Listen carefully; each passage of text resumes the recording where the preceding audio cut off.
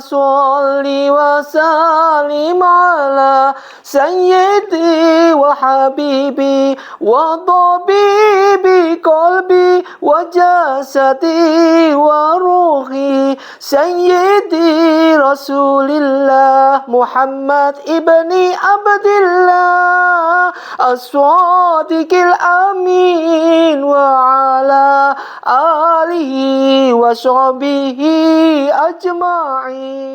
Assalamualaikum warahmatullahi wabarakatuh. Alhamdulillahi rabbil alamin, wassalatu wassalamu ala asrafil mursalin wa ala alihi wa sahbihi ajma'in. Asyhadu an la ilaha illallah wa asyhadu anna Muhammadar Rasulullah sallallahu alaihi wasallam. Pertama, mari kita panjatkan rasa puji syukur kita pada Allah Subhanahu wa taala. Salawat dan salam mari kita haturkan pada junjungan kita Nabiullah Baginda Rasulullah sallallahu alaihi wasallam. Innallaha wal malaikatahu yusholluna 'alan nabi ya ayyuhalladzina amanu shallu 'alaihi wasallimu taslimah. Mudah-mudahan lisan kita selalu berkuming, terbasahi lisan kita dengan sholawat. Amin ya rabbal alamin. Ma'asyiral muslimin muslimat rahimatullah. Di dalam firman Allah disebutkan bismillahirrahmanirrahim, kullu nafsun dha'iqatul maut, shadaqal wa'adzim. Setiap yang bernyawa pasti akan mati. Dan ini kematian yang bagaimana? Su'ul khotimah, kematian jelek, atau husnul khotimah, kematian yang bagus. Setiap manusia selalu beda bagaimana dia mendapatkan kematian kelak. Semua tercermin berdasarkan daripada amaliah-amaliah ketika kita hidup di dunia ini.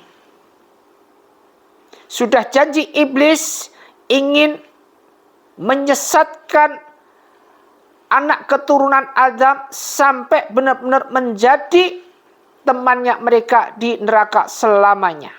Ini janji iblis. Makanya kehidupan dunia senantiasa didominan dengan hal-hal yang selalu berbuat kemaksiatan. Sudah hal yang lumrah.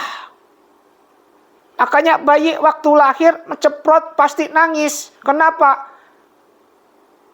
Sudah dijelaskan wal asri innal insana lafi khusrin.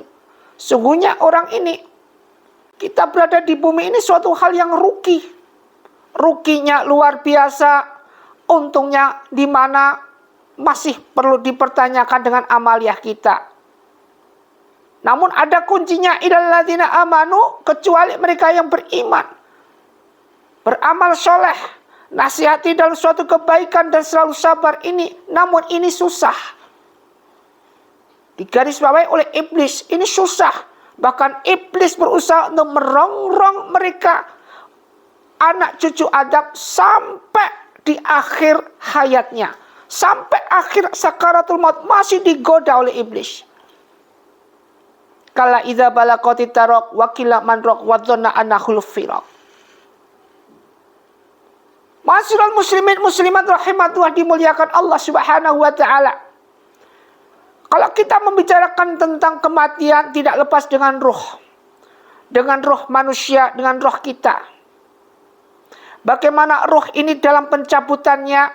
Ternyata 3 jenis pencabutan ruh manusia itu ada 3. Yang pertama adalah apa? Yang dinamakan syakaratul maut.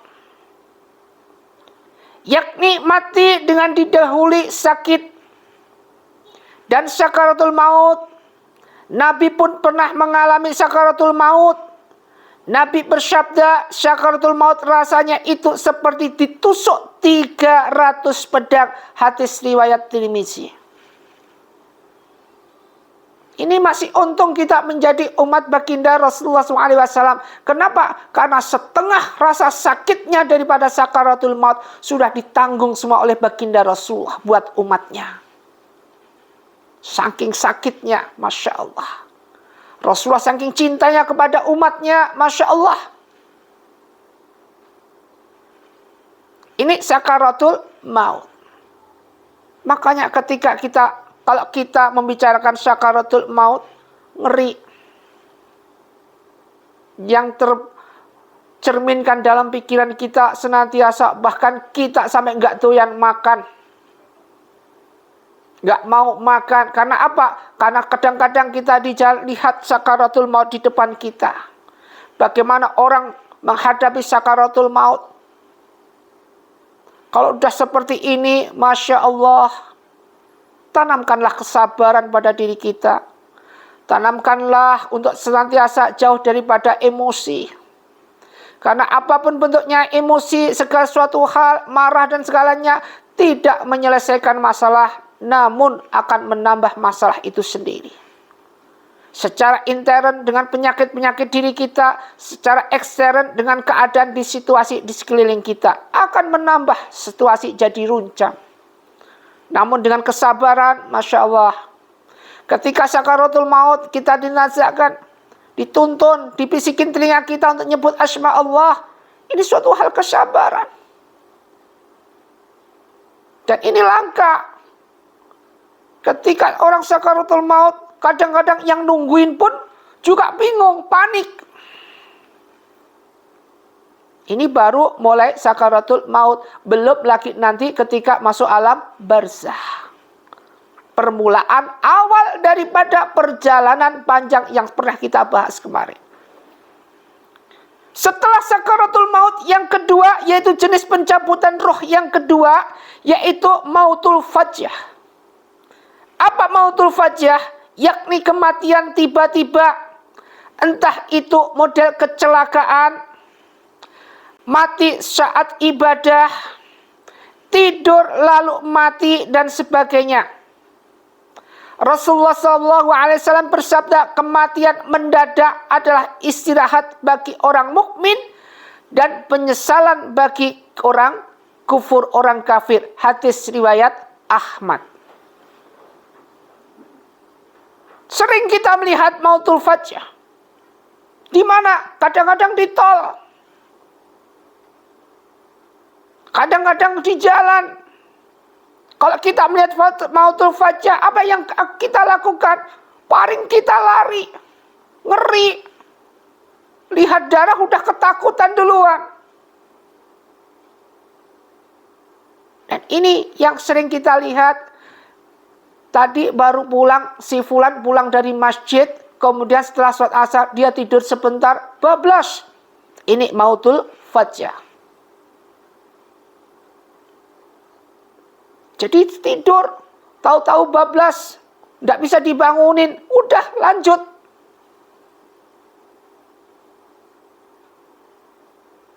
Ketika ibadah, ketika sujud, nggak bangkit-bangkit sujudnya, lanjut. Ketika khutbah seorang khotib, Masya Allah, ada yang pernah kita lihat ketika beliau sedang khutbah, kemudian dia meninggal saat khutbah. Masya Allah, husnul khatimah, mudah-mudahan Allah berikan. Ada yang sedang dalam sujud, ada yang sedang dalam berdiri dalam ibadah sholat di dalam masjid. Apa yang mereka lakukan ketika takbiratul ihram, Allahu Akbar, keluntung, jatuh dia, langsung meninggal. Mautul fajah.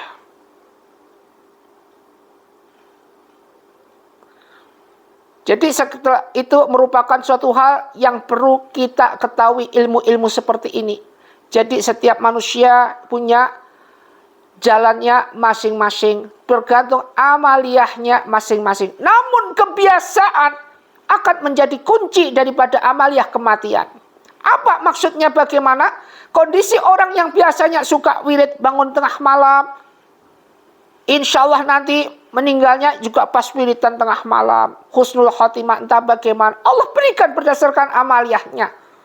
Mereka yang ahli maksiat, meninggalnya di mana? Tahu sendiri, kadang-kadang pas lagi berzina meninggal.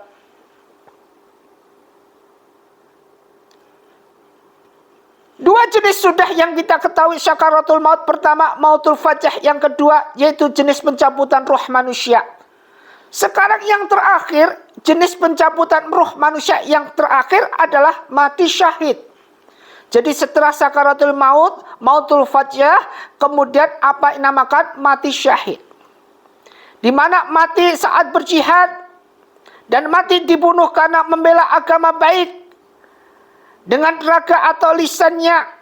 Rasulullah SAW bersabda, orang mati syahid sakaratul mautnya seperti dicubit. Hadis riwayat Tirmizi. Jadi seperti digigit semut. Orang mati syahid itu bagaimana? Ada yang tenggelam, sakit perut, seperti asam lambung, dan lain sebagainya. Kalau nanti suatu saat kita bahas, kalau nggak salah dulu pernah kita bahas tentang macam apa yang dinamakan mati syahid. Di sini, syahid di sini, pembagian syahid menurut hukum fikih Imam Nawawi dan lain-lainnya adalah ada 3. Jadi mati syahid ini ada 3 menurut hukum fikihnya Imam Nawawi dan lain-lainnya. Pertama apa?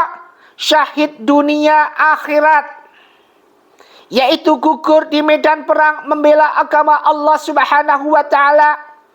Bagaimana jenazahnya? Jenazahnya tidak dimandikan dan tidak disolatkan, langsung dimakamkan dengan pakaian dan darahnya, serta langsung ke surga Allah Subhanahu wa Ta'ala.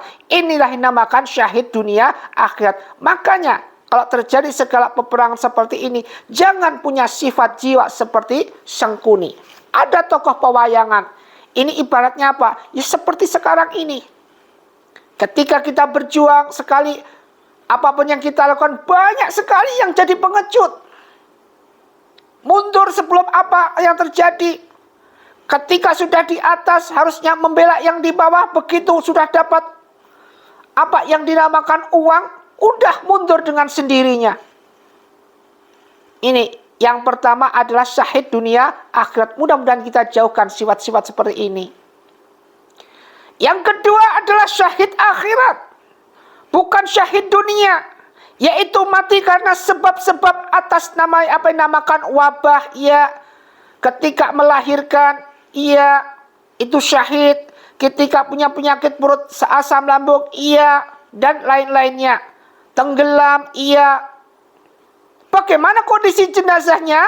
Jenazahnya tetap dimandikan, tetap dikafani seperti biasa, dan disolatkan seperti jenazah biasa, namun di akhirat mendapatkan pahala syahid. Ini syahid akhirat, bukan syahid dunia.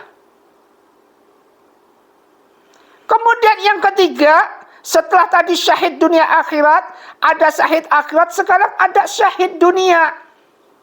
Bukan syahid akhirat, yaitu gugur di medan perang, tapi niatnya bukan karena Allah Subhanahu wa Ta'ala. Misalkan ingin harta rampasan. Terus bagaimana kondisi jenazahnya? Jenazahnya tidak dimandikan dan tidak disolatkan, tapi hisabnya di akhirnya ini tergantung dari Allah Subhanahu wa Ta'ala. Nanti tergantung dari Allah Subhanahu wa Ta'ala di hisabnya. Kalau amalnya jelek, amalnya bagus, wallahu a'lam. Ma'asyiral muslimin muslimat rahimatullah dimuliakan Allah. Inilah 3 jenis pencabutan ruh pada diri manusia. Sakaratul maut, mautul fajah, kemudian syahid. Sedangkan syahid sendiri ada 3, syahid dunia akhirat, syahid dunia, dan syahid akhirat. Mudah-mudahan ini bisa menjadikan pembelajaran buat kita semua, dan senantiasa kita nanti dijadikan sebagai hamba Allah yang memulai karir kita menuju perjalanan panjang kita. Di awal dengan masuknya alam barzakh nanti, kita jadikan hamba Allah yang senantiasa ditemani dengan amaliah-amaliah baik kita ketika kita sering rajin membaca surat Al-Muluk, surat Al-Waqiah, surat Ar-Rahman, surat Yasin, dan sebagainya. Mudah-mudahan seperti kita mendengarkan majelis seperti ini merupakan suatu hal pahala tambahan dari Allah Subhanahu wa Ta'ala sebagai amaliah yang perlu dipertimbangkan lagi oleh Allah Subhanahu wa Ta'ala. Mudah-mudahan bermanfaat. Khairukum man ta'allamal Qur'an wa amalah. Satu ayat akan lebih bermanfaat Daripada banyak sekali ayat-ayat, namun masuk telinga kanan, langsung keluar telinga kiri. Usikum wa nafsi bitaqwallah wa bila taufiq wal hidayah. Wassalamualaikum warahmatullahi wabarakatuh.